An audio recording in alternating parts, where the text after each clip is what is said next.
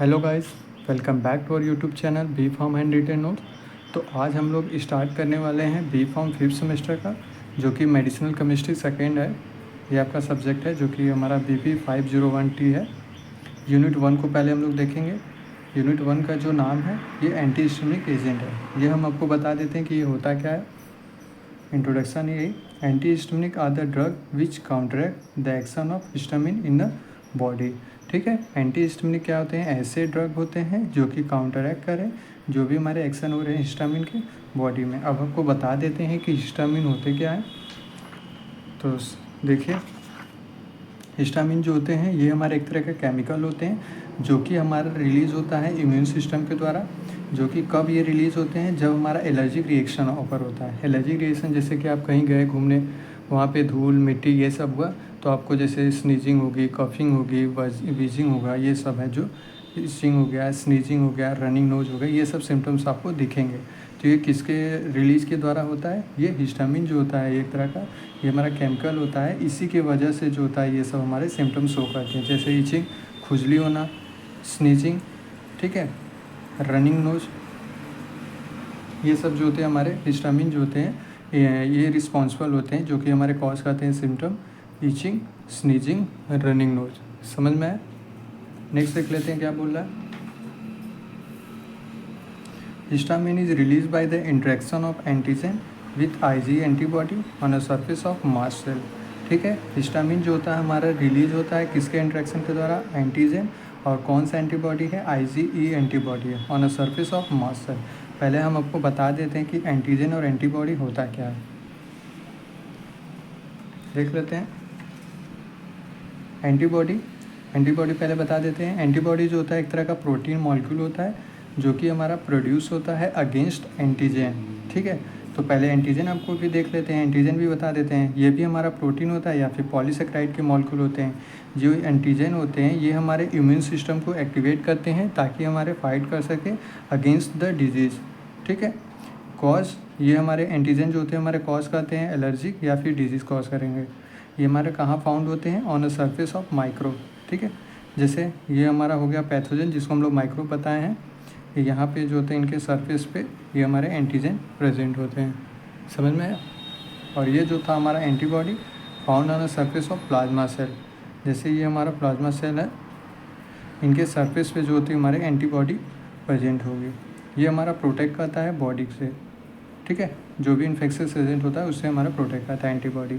समझ में आया एंटीजन और एंटीबॉडी होता क्या है? नेक्स्ट देख लेते हैं। नेक्स्ट है हमारा मास्ट सेल। ये है ना मास्ट सेल, जो आपको पता होना चाहिए क्या होता है मास्ट सेल।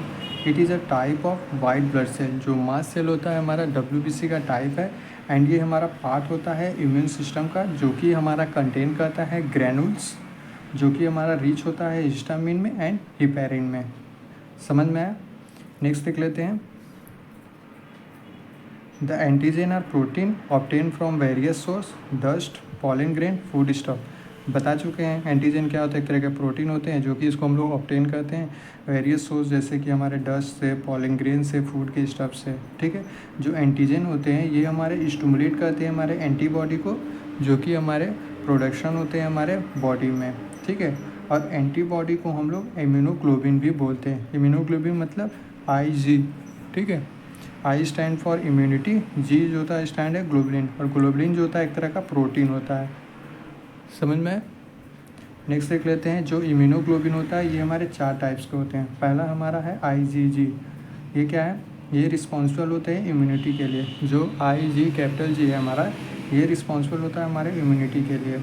दूसरा जो टाइप्स है इसका IgM, ये जो होते हैं हमारे रिस्पॉन्सिबल होते हैं कोई भी इनिशियल इन्फेक्शन ऑकर हो रहा है तो इसके लिए IgM होते हैं।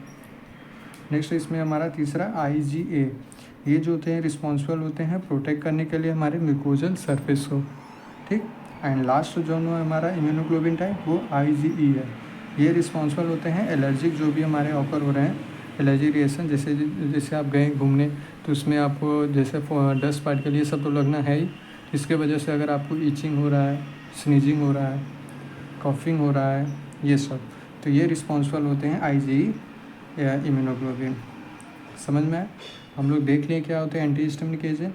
ठीक है। मास्ट सेल आपको बताया है, एंटीजन और एंटीबॉडी में डिफरेंस आपको समझा दिया, ठीक है।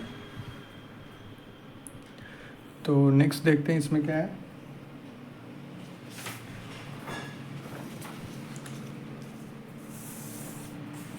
नेक्स्ट हमारा है हिस्टामिन। होता क्या है ये आपको बता देते हैं। Histamine is a beta imidazolethyl amine which is biosynthesized by decarboxylation of basic amino acid. Histidine degrade rapidly by oxidation and reduction. इसको पढ़ने की कोई ज़रूरत नहीं है, ये हम आपको बता रहे हैं कि हिस्टामिन कैसे फॉर्मेशन हो रहा है। ये हमारा हिस्टाडीन का स्ट्रक्चर है, ठीक है। ये हमारा 5 मेंबर रिंग स्ट्रक्चर है।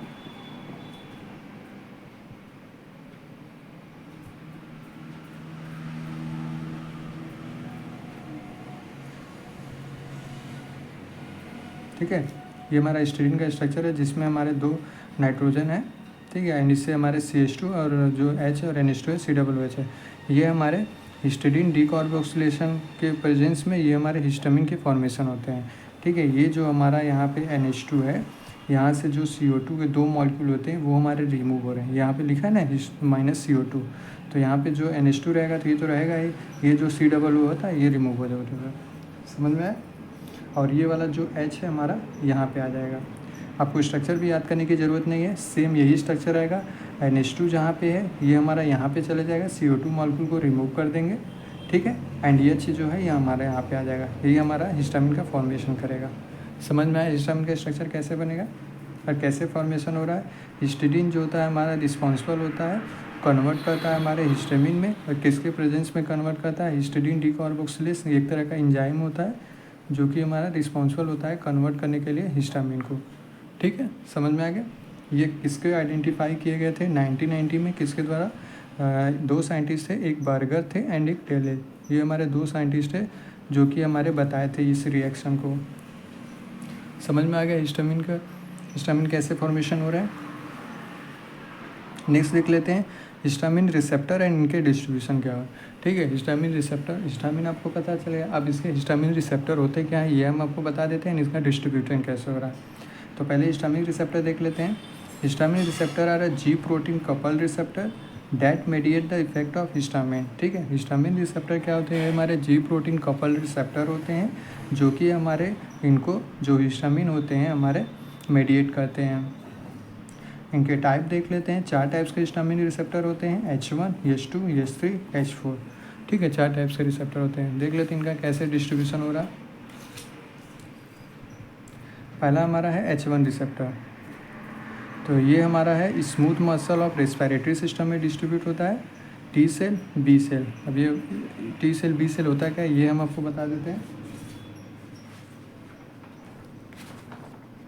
देखिए पहला हमारा है बी सेल होता क्या है, ये जो होता है ये हमारा प्रोड्यूस करता है एंटीबॉडी आपको बताई दी है। ये एक तरह का प्रोटीन मॉलिक्यूल होता है जो कि हमारे प्रोड्यूस करता है अगेंस्ट एंटीजन। ये हमारे फाउंड होते हैं सरफेस ऑफ प्लाज्मा सेल में, ये हमारे प्रोटेक्ट करते हैं बॉडी को। समझ में आ गया कितना है, ठीक है। एंड यही जो होते हैं हमारे एंटीबॉडी ये हमारे टारगेट करते हैं एंड न्यूट्रलाइज कर देते हैं हमारे जो भी फॉरेन सब्सटेंस है उनको, जैसे कि हमारे बैक्टीरिया, वायरस।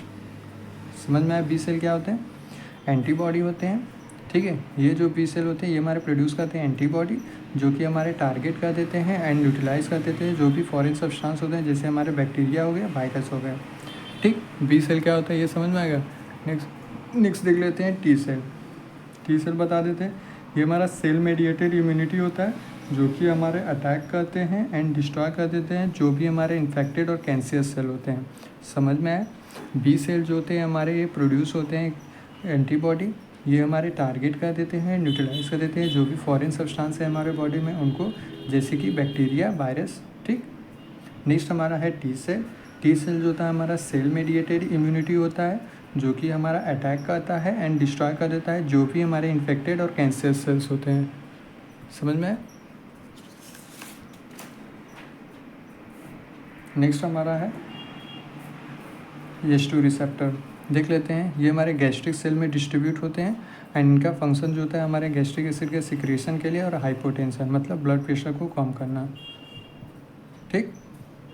तीसरा हमारा है H3 रिसेप्टर जो होता है हमारा, इसका डिस्ट्रीब्यूशन जो होता है हमारा CNS में होता है जिसमें 2 पाए जाते हैं, ब्रेन, दूसरा हमारा स्पाइनल कॉर्ड। ठीक, ये हमारे मॉड्यूलेट करते हैं न्यूरो ट्रांसमिशन को। अब ये हम आपको बता देते हैं, मॉड्यूलेट करते हैं न्यूरो ट्रांसमिशन मतलब ये, ठीक है, देख लीजिए। मॉड्यूलेट न्यूरो ट्रांसमिशन क्या होते हैं? ये हमारे इन्फ्लुएंस करते हैं कि कैसे हमारे नर्व सेल जो होते हैं हमारे कम्युनिकेट करेंगे एक दूसरे सेल से। ठीक है, अब नर्व सेल होते क्या हैं ये बता देते हैं। नर्व सेल जो होते हैं एक तरह की यूनिट है हमारी नर्वस सिस्टम की, जो कि ट्रांसमिट करता है सिग्नल को थ्रू आउट द बॉडी। जो भी केमिकल इलेक्ट्रिकल सिग्नल होता है वो हमारा जो होता है वो नर्व सेल जो होता है वो ट्रांसफ़र करता है एक सेल से दूसरे सेल तक। ठीक है, यही जो होता है हमारा मॉड्यूलेट न्यूरो ट्रांसमिशन होता है। समझ में आया मॉड्यूलेट न्यूरो ट्रांसमिशन होता है क्या है? एक बार और बता देते हैं।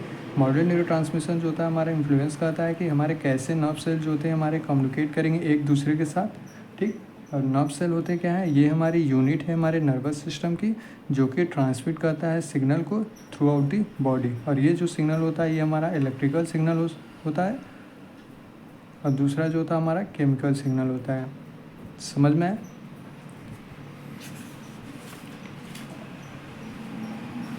चौथा जो होता है हमारा है H4 रिसेप्टर। इसमें है हिमेटोपोएटिक सेल, ऐसे सेल्स जो कि हमारे इन्वॉल्व हो हिमेटोपोएसिस में। ठीक, हिमेटोपोएसिस होते क्या है? ये रिस्पॉन्सिबल होते हैं for formation of blood in cell.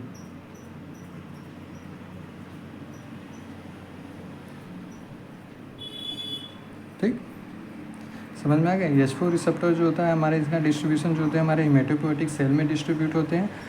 ये हिमेटोपोएटिक सेल होता क्या है ये आपको बता देते हैं। ऐसे सेल्स जो कि हमारे इन्वॉल्व हो हिमेटोपोएसिस में। हिमेटोपोएसिस कैसे होता है? ये रिस्पॉन्सिबल होते हैं फॉर्मेशन करना ब्लड में हमारे सेल्स में। ठीक, और ये क्या करते हैं? ये हमारे मॉड्यूलेट करते हैं इम्यून फंक्शन को। इम्यून फंक्शन यानी इम्यून सिस्टम को हमारे इन्हांस करते हैं। ठीक, तो आज के लिए बस इतना ही। तो मिलते हैं नेक्स्ट वीडियो में, तब तक के लिए bye and take care. Like, share, subscribe B Farm Handwritten Notes.